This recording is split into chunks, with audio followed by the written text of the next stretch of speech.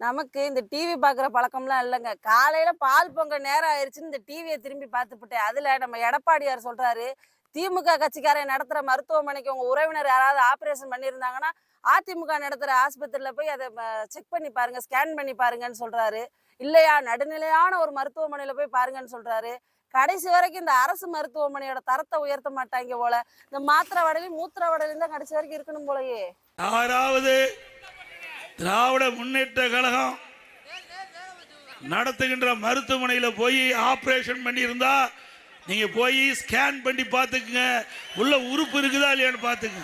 இந்த திமுக மருத்துவமனைக்கு போனா எது எது காணாம போகுமோ தெரியல, எல்லாம் போய் ஸ்கேன் பண்ணி பார்த்துக்கு.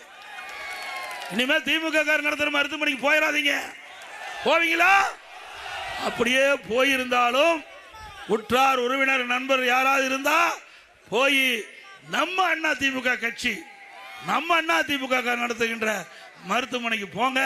இல்லது நடுநிலையா இருக்கிற மருத்துவர்கிட்ட போய் ஸ்கேன் பண்ணி நம்ம உடம்புக்குள்ள இருக்கிற உறுப்புலாம் பத்திரமா இருக்குதான்னு பாருங்க தயவு செய்து.